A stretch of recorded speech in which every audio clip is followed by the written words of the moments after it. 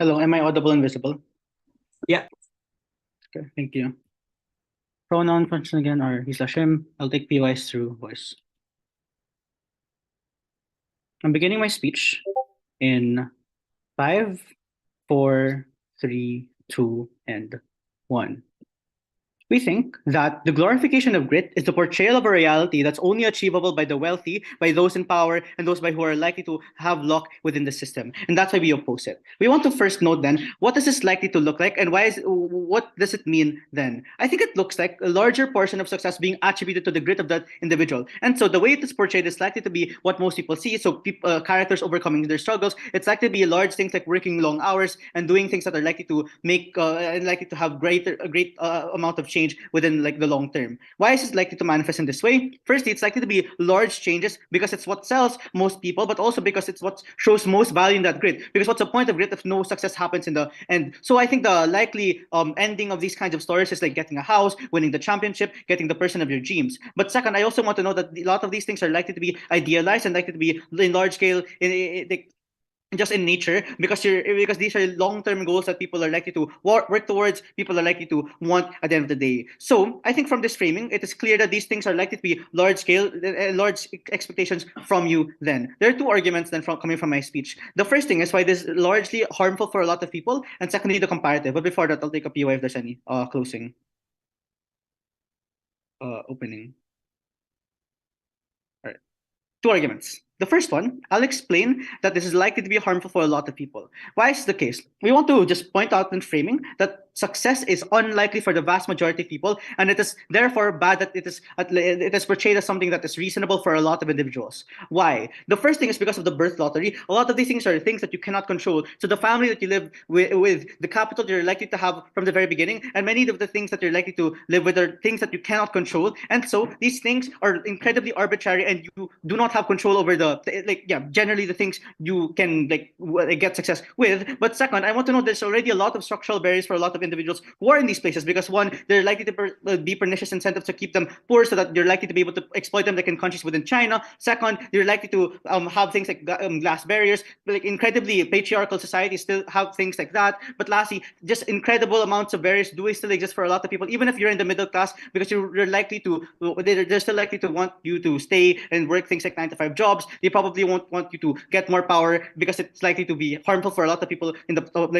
people at the top. So clearly, then these are things that are incredible. There are already incentives to keep people low within society. But the last thing is, even if that's not the case, right, there's only a small percentage of people who can get large awards, who can get things like success. Why is that the case? It's because arithmetically, right? There's only one team that wins in competitions. There's only one person that gets the biggest award. There's only one person, for example, that gets these kinds of things. And so even if it's like only like not only like one person, but like a few people, like a team, right? In a lot of cases, these are things that are vastly unattainable for all people because of the fact that there has to be losers in this case.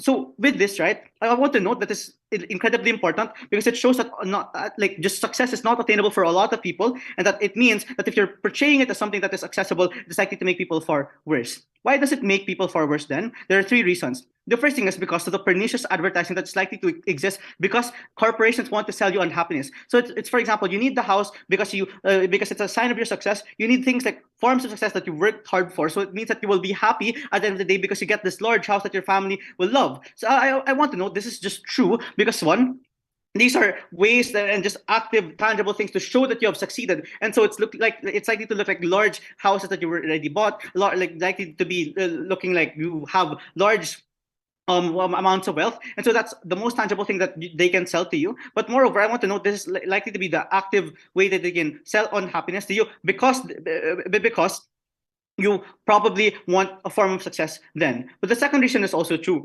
It's because of the hedonistic treadmill, because you're likely to compare things like different kinds of jobs, like the people like when working in different kinds of jobs, you're likely to compare your status with different kinds of individuals. And so these things, like as a metric to success, it's likely to be sure because one, these are things that are controlled by the people at the top and therefore controlled by the narratives that they push to you. So it means that you have to be the best in these kinds of things, given that this is the narrative that says this is what makes you successful successful, and you have to work hard for these kinds of things on the end of the day. I think there's inherent harm here is that you cannot choose the definition of your success. You have to have that large thing that gives value to that grit, because absent that large goal that exists after that grit is meaningless then. But the last thing I want to note is most people view success from the being able to achieve their dreams and having wealth, so they think that these things are realistic and tangible. And I think this is incredibly harmful, because they then attach the fault to themselves when they do not achieve these kinds of things, because it was their own fault and their own grit that made sure that they did not succeed in the first place. So this is just incredibly harmful, because in the vast majority of cases, these are the people who are the most vulnerable. These are the people who probably were able to do these kinds of things, given that the structural barriers we have outlined then. So the comparative is just, we do not attach these kinds of things to themselves. It's far better, because these kinds of things are not, they do not blame themselves for that. But before that, I'll take the PY. So you spent the first part of your speech explaining that it's often hard for people to succeed. Just to clarify, is it the stance of government bench in this debate that the likely counterfactual is you would not show stories of success at all? No, the counterfactual is we would show geniuses, we would show individuals who are talented in those areas succeeding. And then the case here is simple. I think it's likely because, one, these are things that are spectacle, these are things that are likely to be interesting for a lot of individuals, and therefore these are things that sell, but also people will probably opt into this because instead of viewing things as achievable, large things and the things that succeed as achievable, these are individuals who are likely to just explain that these things are external. And I want to note why this is important and why this is better. The first thing is, you do not attach success to their hard work. You do not attach it to that, but rather it's to the circumstances, it is to the ways and the privileges that they have attained. And so that means, one, you attach a success to just things that you cannot control. And I think that's important, because now, and instead of actively attaching success to yourself and blaming yourself, the most potent benefit here is that people will attach it to the system and to what creates these kinds of situations in the first place. So this is like the largest benefit, right? Because you're able to, for example, point out the structural flaws that kept people poor, for example. You're able to advocate for things that changes a lot of these kinds of things. But moreover, I think when you show someone that is talented instead, when you're the most potent impact here is just you don't feel as bad as like not being able to achieve these things. So it means you're likely to be more content with your life. You find meaning in other things instead of just success. You find meaning with your family. You find meaning with your own aspirations, because you diminish the value of success then at the point where it is something that's not achievable for most people. I think that this is fine, even if, for example, people choose to not work as hard, because at the very least they're likely to find more happiness instead of being pressured to work as hard then.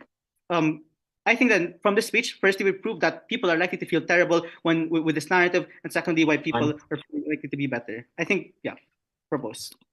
And I thank the speaker for their fine speech, and a reminder to all speakers to not speak after 7:15. That being said, I'd like to call upon the Leader of Opposition to open the case for opposition bench. Here.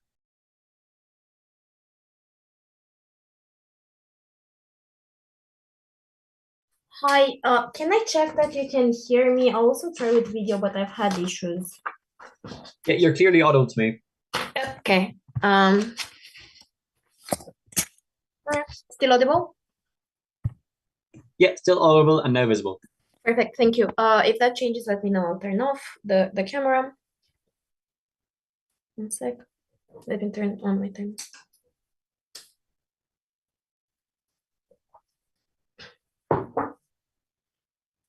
A lot of the rebuttal will be integrated, but a few extraneous points on OG case. Firstly, they give, I think, three alternatives. They say, first, the alternative is glorifying skill and showing genius is making it, or glorifying, natural ability that people have, or glorifying circumstances and luck, or the third one, not glorifying success at all. I think these are problematic on several instances. For the first two ones, they're problematic because they're incredibly discouraging. Saying you succeeded because of luck, or because you were born rich, or because you were born smart is something that is very hard to be palatable to other people that don't feel like they're smart or that aren't objectively rich. It's worse because it sets a higher barrier of entry. You have to become someone else so you can access success. As opposed to that, narratives that focus on your input means that you as you are, maybe not the smartest, maybe not the wealthiest, can try to reach that goal, even if you don't have the identity markers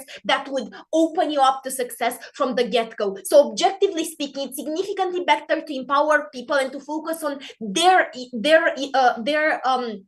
their input in success. Secondly, they say the alternative is to not glorify success. This is not what the motion is about. The motion is about what do you want to focus on in narratives of success. This will exist anyways. They cannot wiggle out of the debate. Last thing I want to say on OG. They say glass ceilings, people don't make it.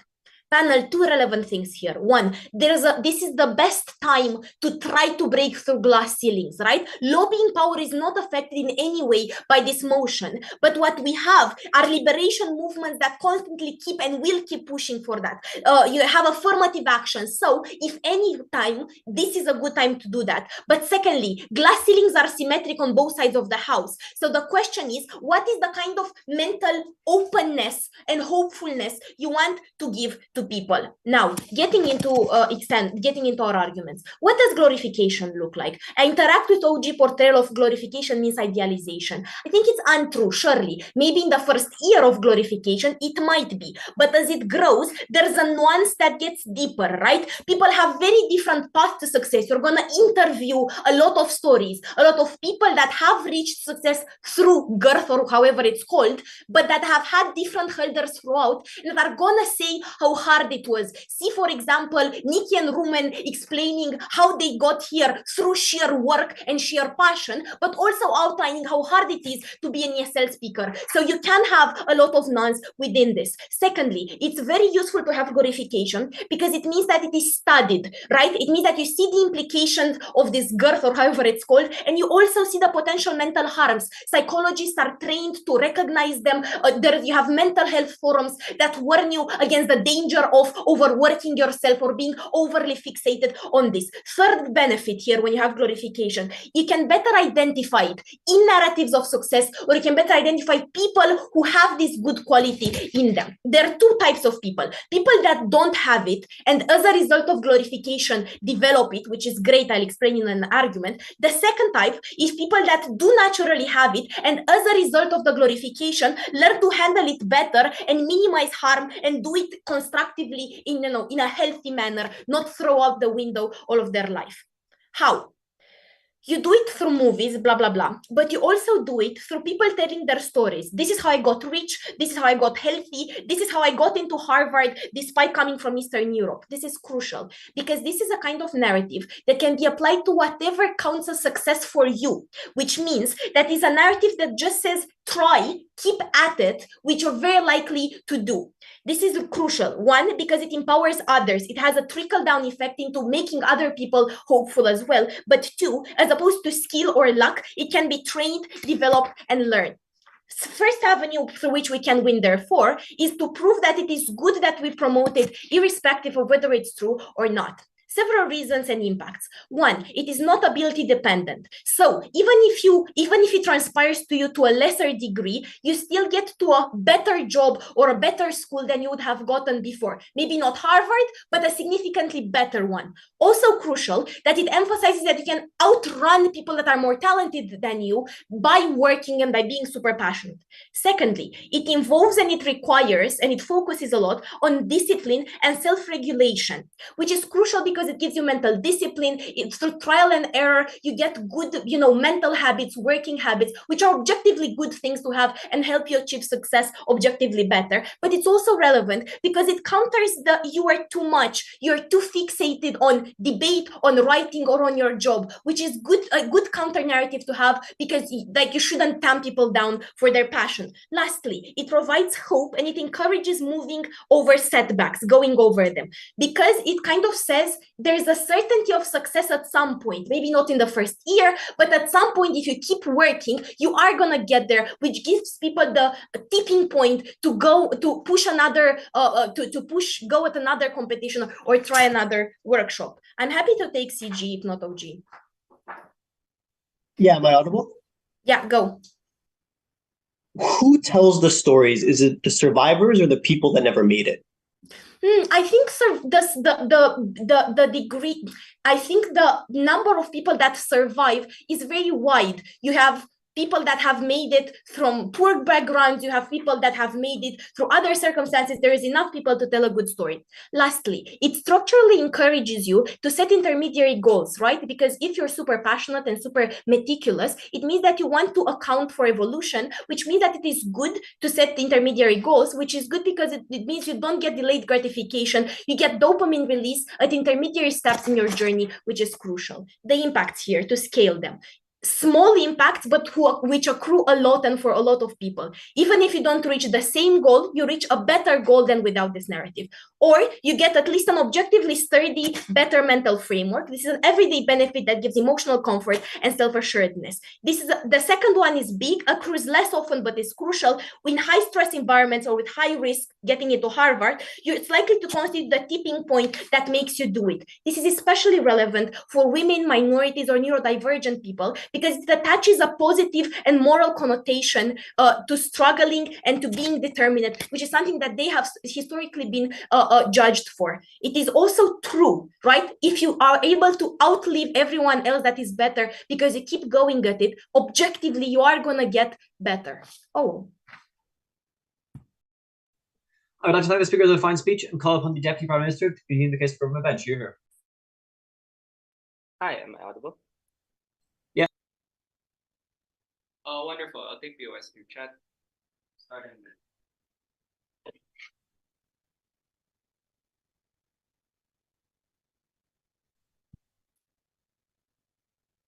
Hi. Am I audible? And visible. Yeah.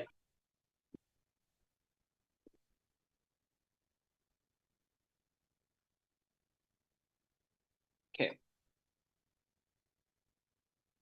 I'll be starting my speech in about 3, 2, 1.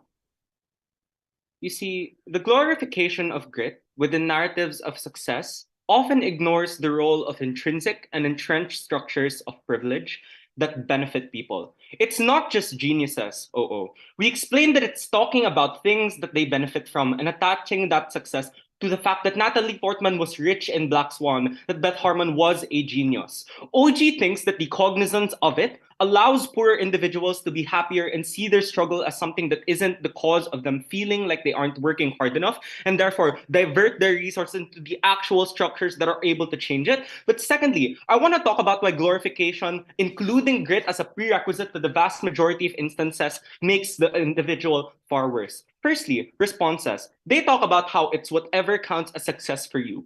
Firstly, this is counter-asserted against the frame that Kiel gives about how in the vast majority of instances, it's things like capitalistic structures that have an incentive to feed you what success looks like in an attempt to be able to make you buy their products. But second, oftentimes people don't reach their dreams. Most brown-skinned Filipinos like me never make it to Harvard. The problem and the difference is it hurts more when I feel as if it's because I didn't work hard enough or because I didn't have enough grit, as opposed to the entrenched structural norms that necessarily make it so that I'm less likely to be able to be accepted as opposed to the average citizen in the United States. But thirdly, it's because of things like hyperbolic discounting that the people who can tell their stories at the top of the corporate ladder are always those that have already made it. It's things like survivorship bias that never allow the people at the bottom who never make their dreams, the 99% that are excluded by social media and things like pop culture that necessarily they have to contend with. In the vast majority of instances, our case applies. Their case only applies in the instance that you do attain those dreams. I'm sorry, that's too high of a burden to be able to prove your case,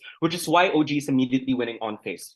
Firstly, I want to talk about those that can't attain this success because they are structurally disadvantaged, and I'm going to explain why it's only through this narrative that people are more willing to be able to attack certain structures within society. I want to immediately ask, and this is weighing, why is it better for these people to recognize these barriers rather than remain behind the veneer of everything is possible? First, they're more likely to be able to rationalize their situation and find more meaning in the things that they have in the moment, rather than selling their lives in the pursuit of something that they're structurally prevented from getting and attaining. We think that it's fine if on their side people don't work to the bone because they fixate on this small chance that they might have to, when it's the structures that are set within society. Things like the fact that people are trapped within poverty cycles because of the fact that the types of aid are withheld at the point at which they earn above a certain salary necessarily brings them back down the poverty line. But secondly, when people attach success to external factors and structures, we don't think that it means that people won't do anything and be didn't. Obviously, because they want to have better lives and want better material conditions, they will do so. The difference is, instead of putting their effort towards trying to work harder within things like their jobs and working harder within other structures from which they may try to get money, because they think that it's because of them that they aren't rich, that they aren't successful, that they aren't the vast majority of these things, it's when they're more likely to divert their resources into doing things like participating in protests, joining social movements, and fighting for things like structural reform that is able to enable them in the future. We concede it's probably not going to be fast, but this is a consistently getting better, mechanism that keeps on getting better and far more stronger at the point at which we allow them to be able to recognize these things within society and the barriers that are attached to it. Why are these likely the things that are going to be why are these going to be the subjects within these types of movies and pop culture? Two things. The first is the majority of the people who consume it are likely those that don't achieve their success at the point at which this is able to be palatable to that mainstream people. Necessarily means that there's a profit incentive to be able to do so. But second, there's an emotional incentive to do so. The fact that people attach themselves closely with stories like this and understand that these factors are necessarily some things that they can control and therefore feel inspired to be able to fight against it. We think that that's better. But the last thing that I want to note here is that when people understand that it's because of structures that they aren't going to be succeeding, is when at the very least they don't try to chase it, something that they're structurally prevented from having, but rather they don't work themselves to the bone, but are more likely to find meaning with the time that they spend with their families, spend more time in the little things that they do have. We think that that's a far better world. I'll take a POI from CO before I move on. No, all good, take a row. Okay. Oh. Yep. If you prioritize grit, you will want to remove structural barriers that stop you from meritocratically reaching the place where you should be because you worked for it, because you do deserve it. But that's not how it manifests in society. Beth Harmon did not make it to the top of the chess world by changing the structures and allowing more resources for women. Beth Harmon made it to the top because she was a genius, and we'd rather that it fixated on that genius aspect rather than the grit that pulled her there, instead of having young women grandmasters and young women feel like they aren't doing enough, which is why the reason that they aren't doing. We'd say that it's because of that fixation that would have existed under our side, that would have led women to be able to vie for structural change and fixate far more than the skill that they have. We think that that's a far more impactful thing. Three things that this means then. First, we tackle the problem at its root. Instead of people seeing the problem as something that is primarily owed to themselves and is a cause of themselves, they're more likely to attach it to external things. Therefore, there's a larger political impetus through things like critical mass, through things like social movements that allow it to be far more better dealt with under our side. But secondly, this is something that they never had, because there's always an opportunity cost to the time that you use, to your financial resources, and they're more likely to use those financial resources on things that aren't going to be as effective, things that aren't going to be as structurally changing, which we think is important, because it's these structures that necessarily prevent them. We're able to explain why there's a pathway to do so. They only their case is reliant on a very, very minute case, which is when people succeed. We don't think that that's true. Second then, why is it bad when grit is seen as an always prerequisite to things like success? We think that in the vast majority of instances, it's very, very important to be able to ensure that narratives are as accessible to the vast majority of people as possible. We'd say that the prerequisite of grit necessarily implicates that there is a certain standing within society that is unacceptable for this person. And for you to even feel content with your life, you always have to have some sort of struggle. You always have to feel some sort of grit. We think that that is horrible for a few reasons. The first is the people who are the least able to do things like work as hard as possible are necessarily those people that can't do things like afford stable meals, can't afford healthcare, and can't afford to be able to do a lot of these things because of their structural and financial limitations. We'd say that at the point at which you say that they have to struggle before they're able to feel success, in the vast majority of instances, is when you put an even greater mental strain and pressure for them to do things that they don't want. We don't think that that is a horrible world. It is only on government side where we explain why structures get better and when people feel better about themselves and where structures likely change. For all these reasons and more, I'm very, very proud to propose. I'd like to thank the speaker for their fine speech and call upon the Deputy Leader of Opposition to continue the case for Opposition bench. Here. Hello, am I audible, visible, all good? Yep. Cool. The biggest favor that narratives of success can do to the average person is give them the mental determination to keep going. You can't control the environment around you, but what you can do is control how you interact with it. So I'm firstly gonna take like OG at their best, presuming that people can't achieve success and they are just doomed to fail. Why do we prefer having that as opposed to whatever the alternative was? Even if it is true that you will not succeed and you will be disappointed with it, we want people to believe that there is success at the end of the day as long as they keep going, because for the majority of people, they have no choice but to keep going. For the majority of people, they are stuck in a cycle of poverty. They have to keep going to work, maybe multiple jobs, maybe like work on the side hustle or invest into the social movement or whatever OG is trying to say with, I have to divert my resources elsewhere. But note, they have no choice but to keep doing that because their current living conditions aren't enough to sustain themselves, and they need something at the end of the day in order for them to make it feel like it's all worth it. Why? Because one, otherwise they would experience significant mental anguish, which is likely to make them stop. This is extremely important because it's disempowering. Likely, it leads to them being in an even worse situation than they were before. Moreover than that, I think that for a lot of people, you're talking about like parents who have to sustain their children, so they have to keep going in order for other people that depend on them to continue to keep going and to continue having resources. Moreover, if you just tell them that they are doing this to survive and there is no end goal of success or improvement, I think that the issue with this is that it breaks you because your current life is not enough for you to keep going. So you need to believe that you're going to have marginal increases in success in order for you to do this. This outweighs OG because even if it is true that you will never get anything successful in your life, the fact that you can at least stay afloat by believing there is success at the end of the day outweighs all of their impacts. And here they try to say that, but I can divert my resources to social movements. One, I think that this is dependent on you believing that there will be success at the end of the day, but also secondarily, for an actual response, I think that they fail to realize that the reason why social movements are already successful is because there are systemic barriers that are significantly larger than the ones you experience as an individual. As an individual, you might experience some level of discrimination, but I think that it exceeds significantly more the moment that you are trying to change the system that is trying to discriminate against you. That's why it's easier for you to face them as an individual. You just have to prove yourself as being good or being gritty rather than trying to change the system as a whole. Now, let's quickly talk about survivorship bias here. I think that even if it is true that some people got lucky or they just survived on the long run, we prioritize them like people being able to keep going, and this impact is the most crucial one in the debate because it is a precondition for any other impact to accrue. Note, even if you believe that it is going to be really unlikely that you're going to be successful, I think that you still need to keep going in order for you to have the ability to become successful. All skill development, connections, networking, or anything else that you need to become successful can only happen once you have been there for long enough and you keep going with what you're doing. Now, let's interact with the other points of OG. Firstly, the alternative. They said that maybe like we're going to portray privilege and the fact that you are a genius, and that's what people should focus on. Here is why this narrative is going to be constructed in a way that is detrimental to the average person. I think that the new narrative that they're going to have on their side of the house will likely prioritize and be based on innate skill or being special for three reasons.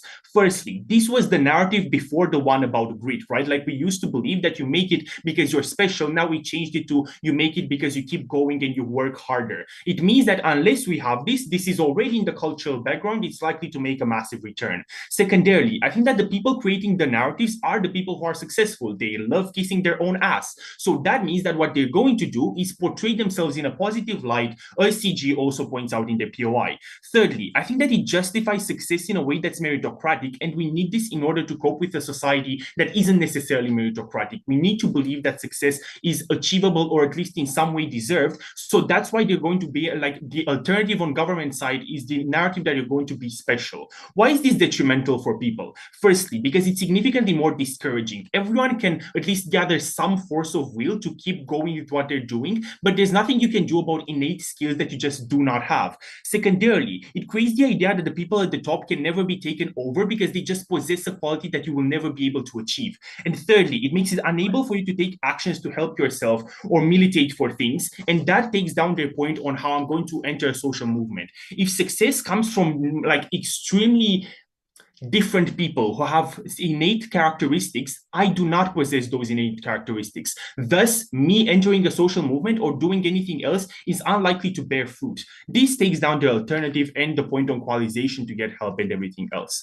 Secondarily, I think that the point on what people consider successful and how you're in, like it's put on you by society, doesn't really stand for three reasons. Firstly, if they want to talk about the hedonistic treadmill, presumably that also makes you readjust the moment that you don't receive success for a long amount of time. That means if you fail again and again, you need some sort of benefit. So whatever success you're getting, no matter how small, also makes you feel like it's a bigger success than it actually is. Secondarily, I think that you have some innate needs or early childhood developmental things that your parents placed on you, which come at the like lower level in your brain than all of the advertising that happens later in life. So you do have some success that is intrinsically dependent on who you are as a human being. What does this do to the government bench? Firstly, it shows you that personal desires can a lot of times overcome all of this marketing. Secondarily, you at least have intermediary success, which means that you can keep going by having incremental adjustments. So if we can manage to prove that there is some improvement for you, this is enough and it's a significant benefit on our side of the house.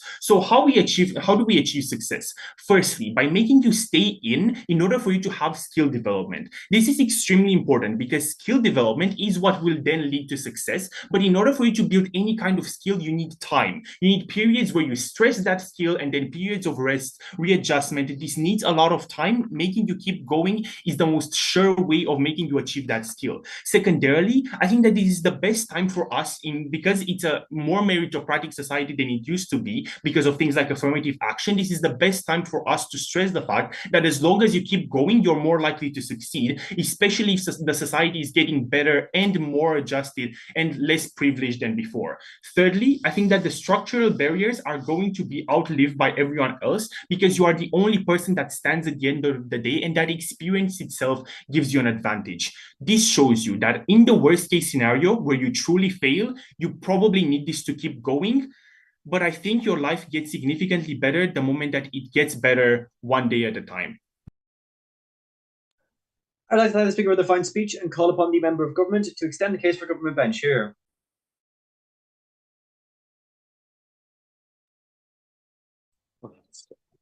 Am I audible?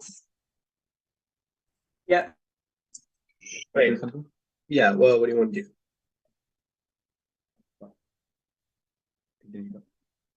Why do you need to look at the To look at it. Oh, okay. That's fine. Okay. Just making sure that I'm audible. Great. Yep. For POIs, I'll let you know when I'm ready. Please don't verbally interrupt. Great.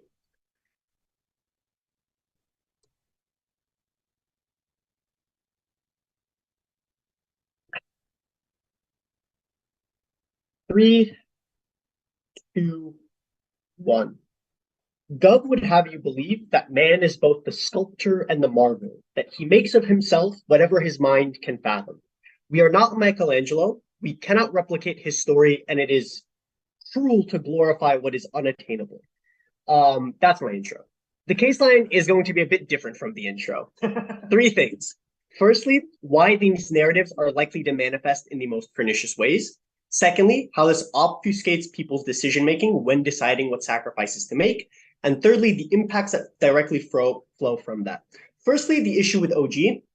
Largely, I think O is probably correct. Or no, I'm not going to knife OG. They might be correct. That success can be malleable, that it can be about being a good father and getting a simple job, like the pursuit of happiness. It doesn't necessarily have to be about beating capitalism.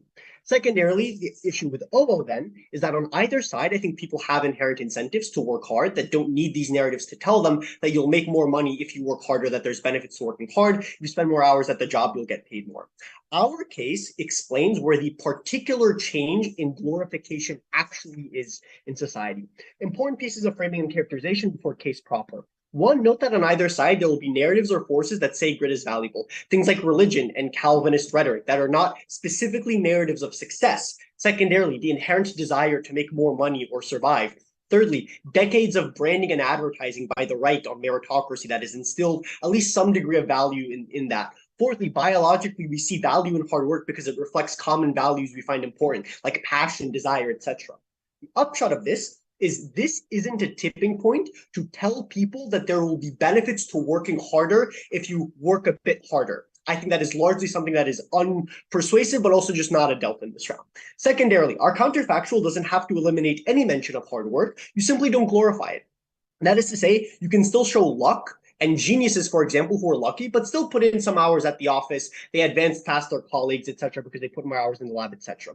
The difference is glorification overemphasizes and puts grit on a pedestal relative to the other variables. Thirdly, movements are still going to push for structural change irrespective of these narratives. Intuitively, the feminist movement doesn't rely on Queen's Gambit to push for female labor policies, right? Insofar as they have one, obligations to their members, two, a path, dependency, and legacies of social and capital investment in them, and thirdly, they're largely incorporated into political platforms. The upshot of all of this, I don't think we need Queen's Gambit and Whiplash to tell people that their life will be harder and get movements to try to push for people or to push for policy that would allow them to employ themselves better. Why is this narrative likely to be done in the most pernicious and exploitative ways? And this responds to OO, who says there's some diversity of narratives. These respond to why, even in a diversity of narratives, the worst stories and iterations or versions of the real story rise to the top. Who propagates these narratives? Firstly, as indicated in our POI, people have achieved their own success. Survivorship bias, insofar as they are the most credible individuals who can speak to success because they've achieved it. And secondarily, intuitively, powerful people, right? The writers in Hollywood, maybe the advertisers, like Obi says. What then does this look like, or why is it likely to defer to the worst iteration? One, the extreme sells and it catches the most attention. I know OG say unhappiness sells, but I don't know why, insofar as many people maybe like feel-good stories. We say the extreme stories shock people and captivate their attention. It's why humans have the urge to look at a car crash, right? But secondarily, it sparks the most discussion insofar as it shatters pre-existing norms to then reshape our norms to what is actually normal, which races them to the top of people's minds so they discuss it. Secondarily, it's the most conducive to writing and mediums that people consume. It's difficult to be very nuanced in writing either an op-ed or a movie, so most writers and studios succeed in painting the binaries. They worked hard and tortured themselves, but they succeeded in the end. It's a simple story that's easy to sell. Thirdly, people are likely to underexplain the luck and assistance they have because it discounts their own personal validation and hard work. But even if we take O at their best, if they do ascribe it to their community and hard work and like the assistance they got from others, it's always a tertiary mention, right? Nobody makes a post about all of the people that have helped them, but rather, like in these narratives of success, when they glorify grit, it necessarily has to be their own individual grit that is the centerpiece of attention. Fifthly, people don't like to believe that the world is not fair and that there is special luck. So this also responds to, say, people will still know it's not fully meritocratic because we were told in the past that it's special people. But not just because we were told that in the past doesn't mean we want to believe it. So it's likely these versions and iterations that are the worst form are likely to rise to the top. How then do these obfuscate decision making? This is important because I'm going to explain the elements of what these look like that obfuscate decision making. One, substantially underestimates the cost of failure insofar as you want to tell a story that says that the success or the benefits outweighed those costs or the potential costs of failure. Secondarily, and this is critical, it romanticizes the extreme torture of the self. The grit where you say, I will sacrifice my friends, my bodily autonomy, who I am, I will do whatever my instructor says to make sure that I become the drum player that I need to. You are severing the self for something else, and it romanticizes that. Thirdly, it's heavily reliant on independence, not seeking help from others, but your own individual capacity was able to achieve it. Fourthly, it penalizes quitting insofar as it increases the cost of exit because it says you shouldn't give up. The main character didn't give up. They didn't give up, and therefore they succeeded and are rewarded for not giving up, and you shouldn't either. And fourthly, it always says no matter what costs were associated, it's worth it in the end. You made it. You got what you wanted. O will preempt and say there's nuance and coping mechanisms like therapy. Note the previous analysis explains why it's unlikely for there to be much nuance, but even if there is nuance, note that these elements I mentioned are the ones that stay in people's mind the most and they retain the most because they're the most captivating and fascinating that you will take away from that story. Before getting into now how this obfuscates people's decision-making, I'd love a POI from OO. You can't have your cake and eat it too. You have to commit to the massive deprioritization of work. Your alternatives are also ill-painted in glorification by the self-promoting geniuses with natural abilities. Yeah, okay, no. So I don't think we're having our cake and eat it too, because we explained the tipping point for what you need to get people to work harder that will minimally benefit their lives or to survive already exists. This is about the extra glorification where they would otherwise sacrifice their bodies, their minds, and their souls for something that may or may not be good for them because you said, like if they would become the best drum player, etc. This part explains in the response to the POI a little bit more for how it obfuscates their decision making. Because the delta isn't on the person who goes to work and like, will they make money or not at their job, right? It's for the people that expend like 10 years of their life to be a pro athlete and never actually make it. One, it underestimates the cost associated with making those sacrifices, so you can't optimally make the decision insofar as it says it's always worth it in the end. Secondly, you're less likely to reach out for help or accept when you've been defeated because you say it falls within me. I can solve this through grit because these narratives tell me that everyone who has succeeded and I want to succeed has done it themselves. Thirdly, authority figures are more likely to place stress on students and children because they say if I just push them a lot harder, they have the capacity to be responsive to it, so they will work harder. And fourthly, creates a sunk cost for like entrepreneurs or people who waste 10 years think I sacrificed 5 more, I must do it to make sure I achieve what I want. Notice where this debate actually operates. We are not sculptors. We should not shed ourselves to try to achieve something that Michelangelo did. Please propose. I'd like to thank the speaker for the fine speech. A reminder again to all speakers to not speak after 7:15, so we're writing anything down. That being said, I'd like to call upon the member of opposition to extend the case for opposition bench. Here. Hey, I presume the audio is all good? Yep. Cheers.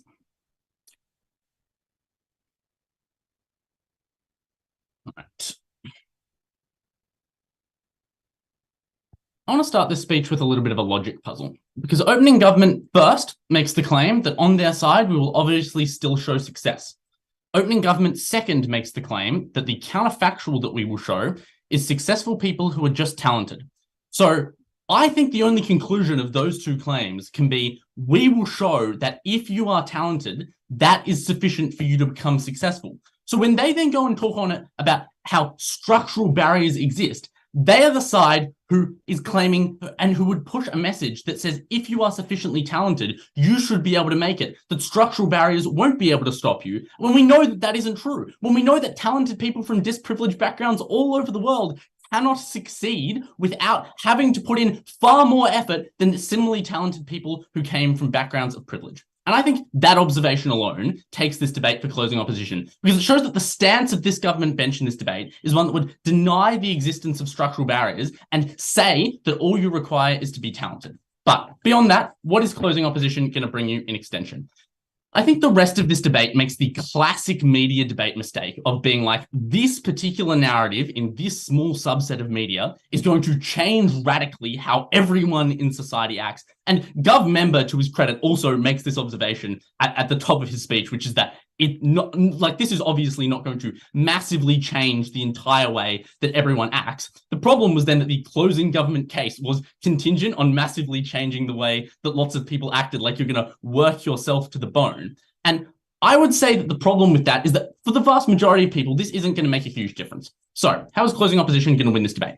First, we're going to talk about why this narrative is the most different from other sets of narratives, which is where the people are showing the most disproportionate amount of grit, to the point where they are often coded with things like neurodivergency for the amount of grit they have and the benefits that glorifying that kind of work ethic has. Second, we're going to explain how you get better media, which is the thing that is most changed in people's behavior. It's the media. And third, I'm going to engage with the clash that the rest of the debate has about how this impacts people's behavior and show what the worst set of counterfactuals are in the absence of glorifying grit. Let's start with how this changes the way that neurodivergent people are perceived in society.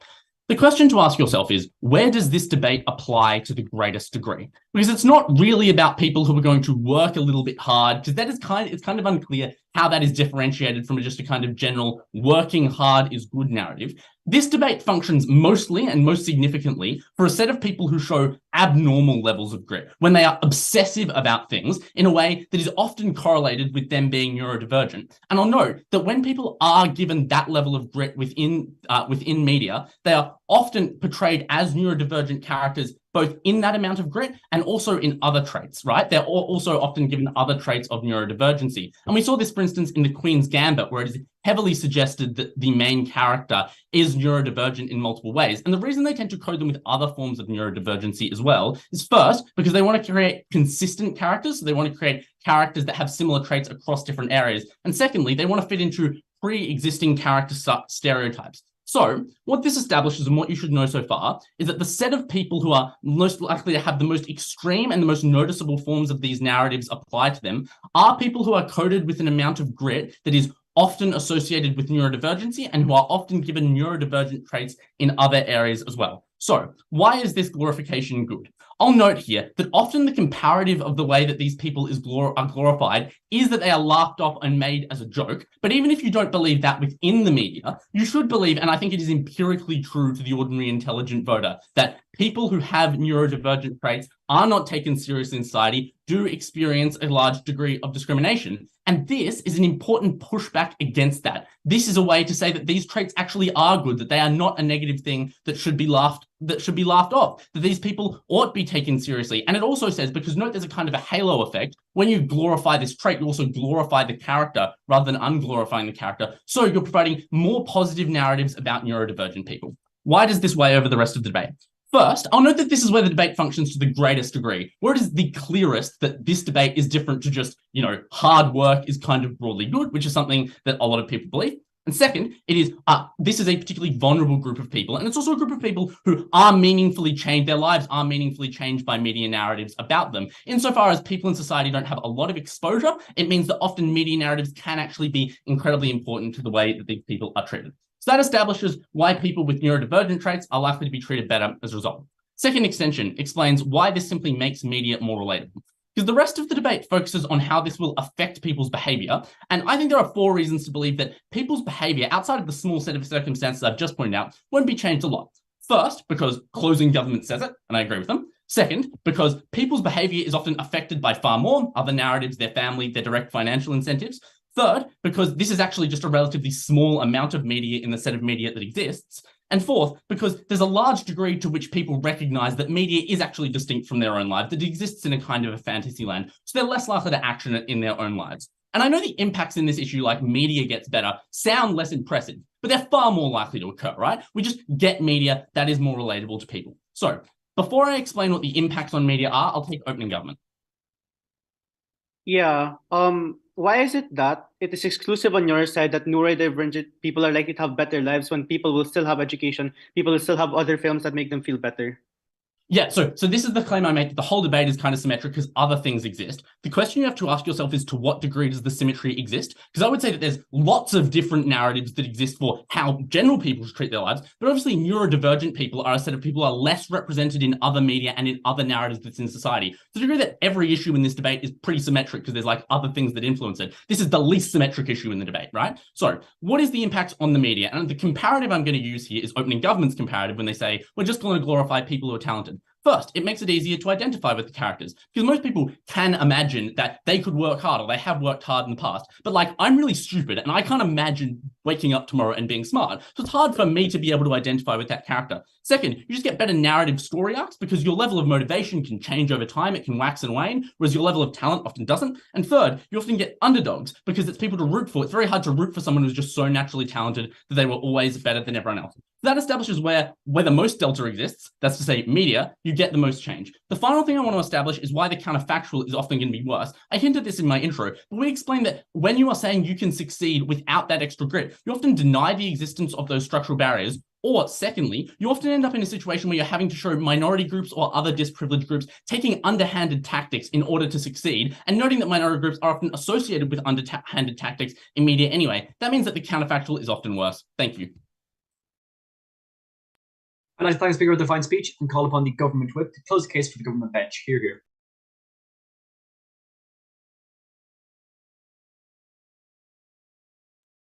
Hello, hello. Hopefully I'm audible. I'll take a POI from OO in the chat, but if I don't take one by 5:30, then please unmute and then remind me. Sometimes I forget, and that's bad.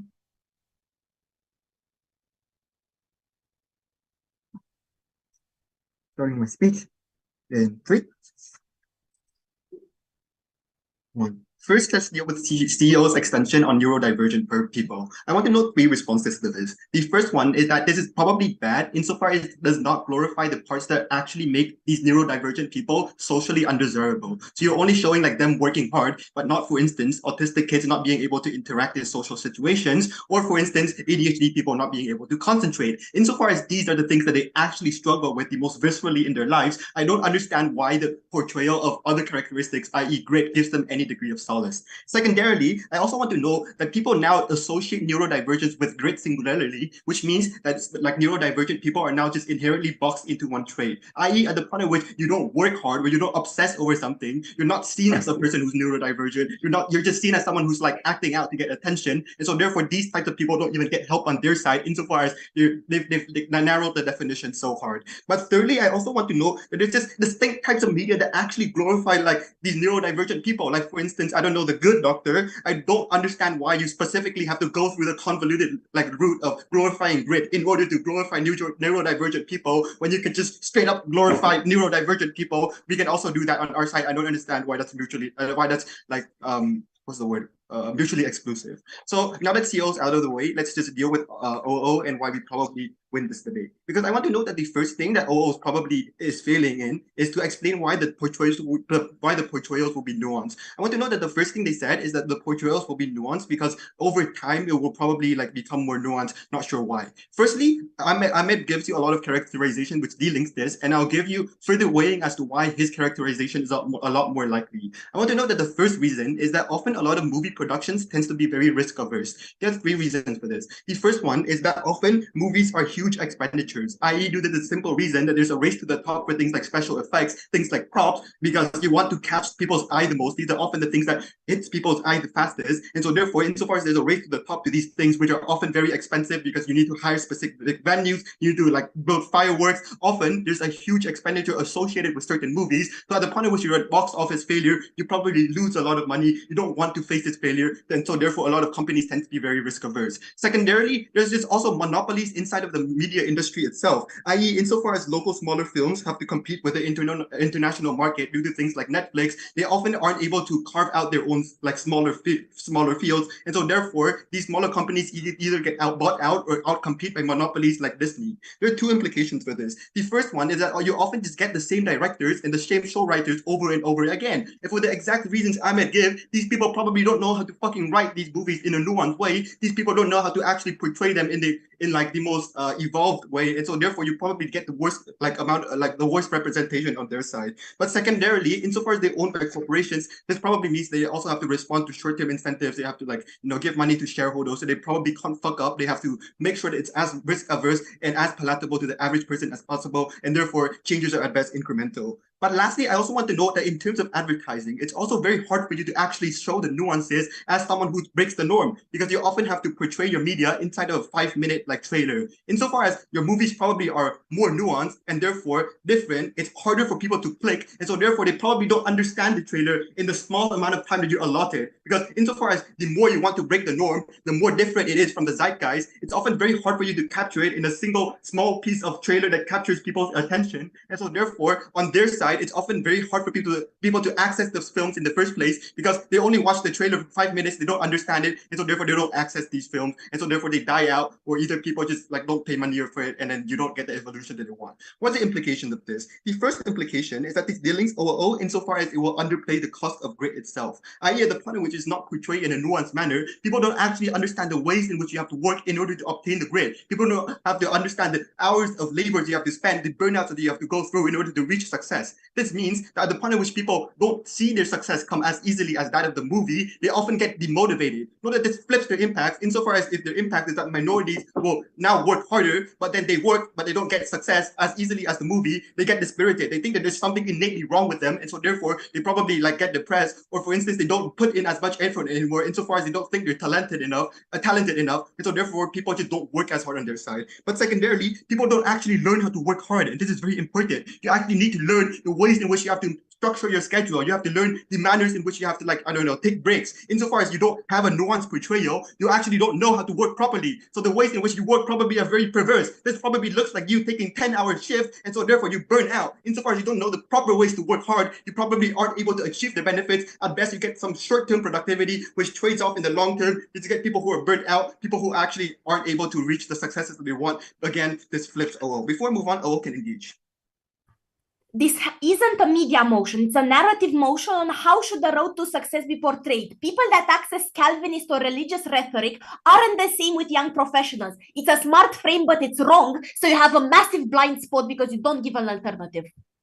Right, look, our alternative can be, we can portray some hard work and some structural barriers. I'm not sure why we have to be latched onto a single narrative, insofar as you probably want to portray a diverse amount at the point at which you're not locked into because you want to appeal to more people. But secondarily, this is a media debate because that's where you get the culture and narratives from. Fucking media. Like, you just watch movies and you repeat the quotes, you repeat the same ideas over and over again. So we're probably within the debate. But let's be more charitable to OO. Let's weigh off against their best case, because I want to know that their best case is that these people work harder. I want to note at first, this probably is washed out for the reasons Ahmed gives. There's a lot of other narratives that tells you to work hard. But secondarily, know that minorities probably don't need you to tell them to work hard because they need to put food on the table. They need to buy winter coats for their child. And so therefore, this narrative probably is at best, very small impact.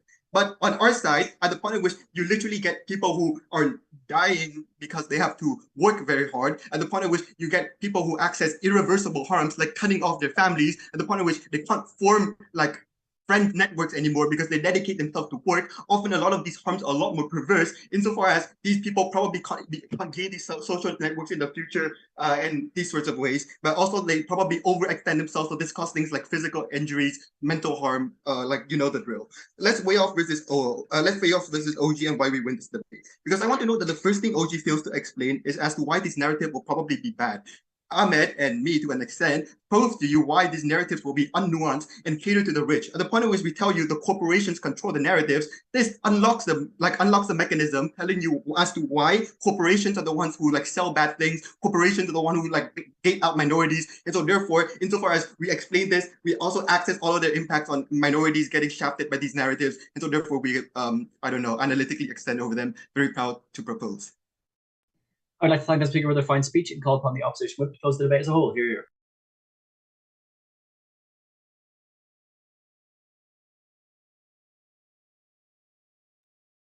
All right, cool. Can I be heard?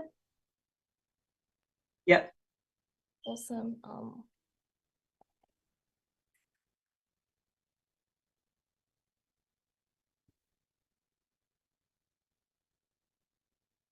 All teams in this debate overstate the pervasiveness of this narrative of grit, because in reality, it is an exceptional trait the vast majority of people do not possess. Because most people will struggle to relate to the hyperfixation Beth Harmon has in chess, Nina Sayers has in ballet, or Andrew has in drumming, and this is significant because it largely washes out every other team's impact. Because no one believes that they're going to be Beth Harmon and therefore feel shit when their ELO on chess.com drops, as what OG apparently suggests. And no one actually is going to, like the delta on OO's case, where people are now going to work harder, is also simply inexclusive because narratives of hard work, as CG correctly identifies, also exist, which means they fail to defend the burden of actually glorifying grit itself. And it also deletes CG, who at the same time claims this doesn't have much of an impact, but also apparently will put everyone down into this like treadmill, which causes them to abuse their bodies and abuse themselves. That is why this debate is about the way we perceive and treat people who display these characteristics of grit, and why that is going to be the most important thing. Which is why I'm going to start with the extension. Matt explains to you that those who possess the characteristics of grit are often associated with markers of neurodivergency. Know that stories of grit are still likely to exist, they just aren't going to be glorified, which is why they're often perceived to be portrayed in a way of failure. Which is to say, for example, Andrew in Whiplash, who drums so hard that by the end of the movie, he's no longer able to play the drums because he's pushed his body to his limits and his hands become busted, which means that this trait is no longer seen as desirable. And this is significant because it means people internalize this many many ways, right? It internalizes a way that being a try-hard and focusing on something is a loser trait and it's a bad trait. Which is to say, for example, if you choose to debate at 1 a.m. on an online debating competition, you're deemed to be a loser. Or, for example, if you're incredibly passionate about chess and in a schoolyard and don't really hang out with anyone, you're also treated as a loser and a try-hard. And that is what this affects. And that is people who are going to feel miserable. This is people who are going to be affected by this narrative, which no longer recognizes as a desirable trait and is deemed as something which is only going to result in failure. And that is the people it affects. So, what are the responses we heard from GovWhip? The first response is, well, you don't glorify the parts which other neurodivergent people struggle with, that is bad. The first thing is, Matt already explains why a halo effect exists, where if you glorify one trait, it is often likely to translate positively to a perception of that person as a whole, even if their other traits which might not be normatively something people see as being desirable. But secondly, we also do just demonstrate struggles in many instances, right? Because even an example of Beth Harmon, yes, she has grit, but you also demonstrate her aloofness, her antisocial and the alienation she often feels, which is why these narratives often package together a decent amount of struggle. And thirdly, even if there are other traits which can be glorified, that doesn't explain why not glorifying this trait is actually a bad thing by any means and is therefore unresponsive. The second response I have is just that, well, now you link obsession with people who are all neurodivergent, and the response here is simple. Number one, this is an overgeneralization of the claim, which is to say, simply because you are neurodivergent doesn't necessarily mean you display the trait of obsession, which is why you're going to make that connection, right? That logical jump is absurd. But also, secondly, I think they rebut this by explaining that there are many people who possess different types of traits.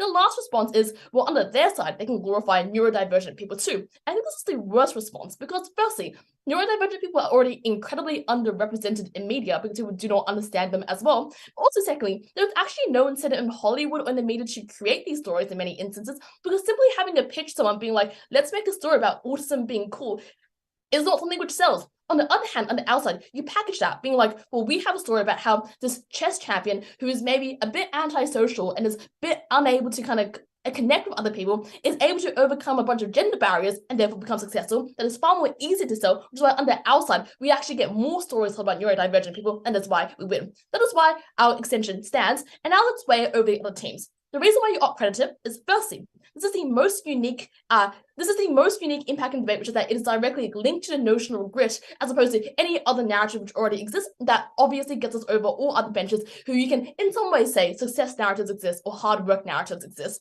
The second is that we probably affect the most vulnerable people in this debate. So you can say that these people who are most likely to be ostracized, these are people who are most likely to be associated with traits of antisociality or things like autism, we demonstrate that these people are good and these people are some things which display traits which you ought admire and ought glorify as well. That is why we have one debate. The second expansion we explain is why on the outside, media gets better. And this is important for two reasons. Because firstly, media is more enjoyable. It literally makes people happy when they watch things they can enjoy and watch things they can relate to, which therefore means in terms of a concrete impact, you just get more utility on the outside. Also, secondly, it allows people to be empathetic. And the precondition towards more empathy is being able to engage with media in a positive way. We get no response to this stands. That is why CO have won this debate. But now let's deal with CG's case. CG's extension is firstly, narratives will be pernicious. That is, narratives will be pernicious, and they're going to lack nuance. Few responses. Number one, I think untrue empirically. Just for example, that Beth Harmon also has to overcome her mother's death, drug addiction, loneliness. You often package a bunch of obstacles in it. But secondly, there are a bunch of structural incentives to make sure these stories are nuanced. Because firstly, struggle and obstacles make for good stories as opposed to just someone kind of linearly succeeding. But secondly, people who often tell these stories often have similar experiences and therefore want it reflected. But also, thirdly, often just incentive to tell a good story which is critically acclaimed and gets good reviews. If it was just some like sob story tragedy porn, it doesn't get good reviews. It's something which is unpopular, which is why on the outside these stories are still likely to be relatively good. So that therefore means you're unlikely to get the kind of, the kind of suffering at all cost narratives I get. Oh, last observation, that they've never actually proven this their side that the counterfactual gets any better either, for the very reason that, number one, Matt explains that the counterfactual could very much be poor people using underhanded tactics to get up, or alternatively, people who are being unable to succeed, never prove that side, can't get that benefit. POI from OG.